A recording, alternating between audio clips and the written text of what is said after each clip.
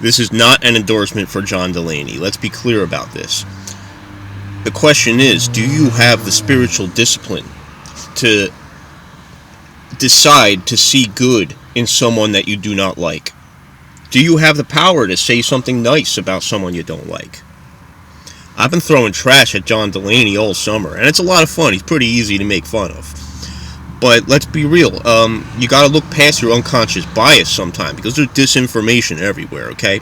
I'm not trying to get you to vote for John Delaney. I'm just saying,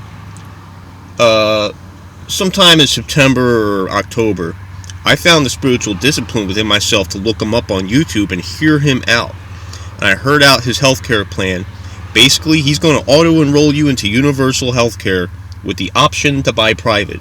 It's kind of like the German model. And to me, that's in the top 5, okay? So what? It's not Medicare for all, but it produces similar results. Okay, sure, we're not getting rid of the private insurance, and the whole system is still going to be corrupt, but you're going to be auto-enrolled into universal healthcare. So if you're homeless or poor, you can just go get the healthcare you need. Boom. It's that easy. So why do we still see this guy as a joke? Okay, well, he's a joke, and it's pretty easy to make fun of him. But do you have the spiritual discipline to find something good about someone you don't like? Okay? And that brings us to reputation management. And I think this is number 3 on the most crucial factors of whether or not someone is going to be able to make it through this race or not. Because what good is your healthcare plan if everybody thinks you're a joke? I like Bernie, and maybe you like Bernie too, but there are people out there who don't see the same Bernie that you do. And there's this whole relativity of facts. There's this whole, all of our belief systems are relative.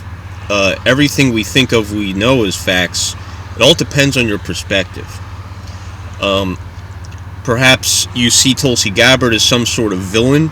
Perhaps you see her as a good, normal person. There's a spectrum of truth, and what you're able to see and what you're not able to see, it all really depends on your positioning in this sea of lies and disinformation. And so there are people out there who fully trust Mayor Pete. They really like him. This may conflict with your belief systems. And my question is, how far are you going to go to try to understand why? You may have some barriers. I don't want to try to understand this corporate tool with the wine caves and all that stuff. I know what you're thinking. That's fine. But if you can see the evil in Mayor Pete, you have to accept that there are people out there who can see evil in whoever it is you support.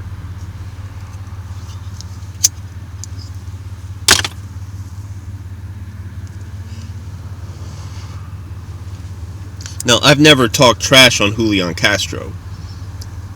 I don't think there's a need to do that, because this man is not allowed to win. Progressives don't like him for whatever reason. And the so-called resistors, the blue wave kind of people, they don't like him because of the way he treated Joe Biden. This guy has a lot of barriers, you know. There's, I think the cards are stacked against him just as heavy as against Tulsi Gabbard. Now, as a Tulsi Gabbard supporter, I am uncomfortable with Julian's fear of Hillary Clinton. He's obviously afraid of Hillary Clinton so much that he refused to take sides when Tulsi called her out for that Russian asset stuff. He has ties to Hillary Clinton through his work in the Obama administration. He used Tulsi Gabbard's name in a fundraising email to try to advance his own positions. He is positioned as someone that we're supposed to see as bad. But even if you do break through that, he's still going to have a lot of resistance because of how he treated Joe Biden. Tulsi Gabbard has been very civil and respectful of Joe Biden. So, whatever happens in the end, I think it's more likely that she would be a VP choice than Julian would be. Now, I know that you're not happy about the idea of Tulsi being a VP to Joe Biden, but I don't think, oh man, I don't think he can win anyway. You put him up against Trump, it's a losing battle. But there are people who are afraid to see that for some reason. He seems to be the default choice. He's number one, and that will end soon. I don't think it's going to play like that when this is over.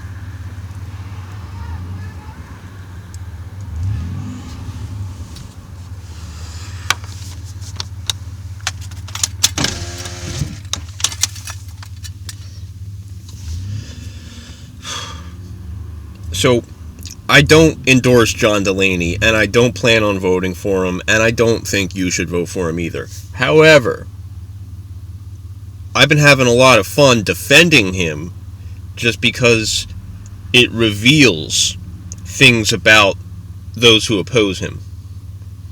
If you oppose John Delaney, that's great, that's fine, I oppose him too. But if I tell you about his auto-enroll healthcare plan with the option to buy private, that's kind of like the German model, if you respond to that, the way you respond to that reveals how deep into unconscious bias and how, what level of spiritual power you're at, because I would think that a reasonable person would say, oh, wow, that is a good point that you brought up. That is a plus about him. I still don't like him for these reasons, but hey, he's not terrible. Objectively, you look at the facts, I think that's where we should go. We should stand, but facts don't matter in this environment.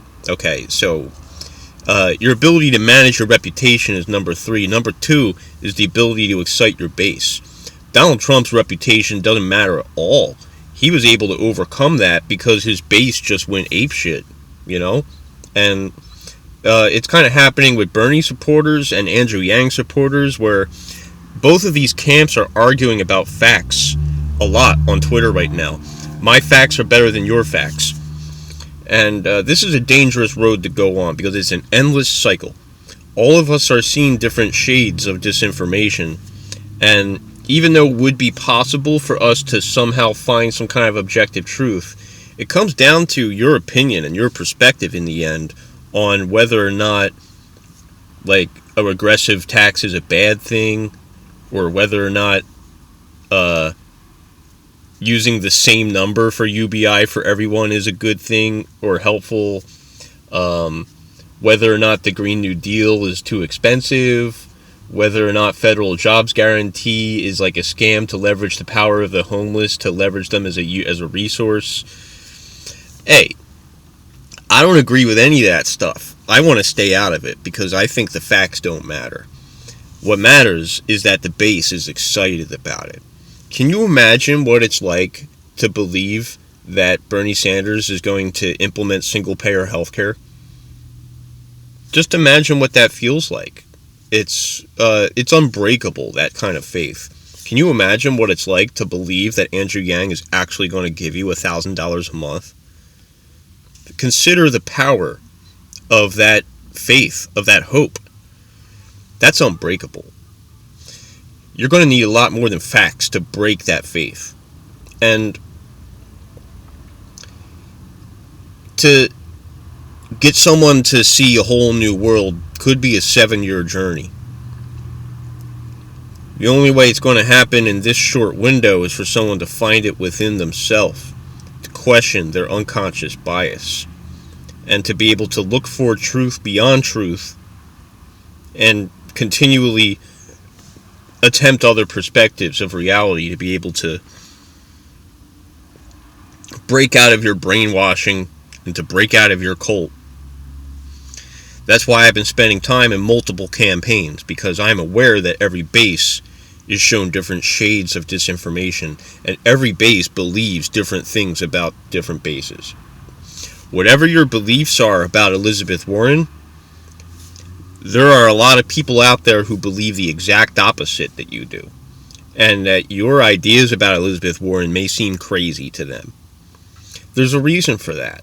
It's because the way we form our belief systems based on everything we see, we got to get into the topic of social bubbles. That's a whole nother video. Hey, this video is already at 10 minutes long. I really want to thank you for watching. I have a lot more coming up. Please subscribe to my Patreon and, hit like and subscribe on the YouTube. This video wasn't very informative. This was more of a rant. But I hope that whatever you think you believe about anybody, I hope that you can find the power to experiment with other angles of your own perception. I would not have been able to see Tulsi Gabbard as a normal person otherwise. About almost a year ago, I believed that she was some sort of villain or something, and it was very scary.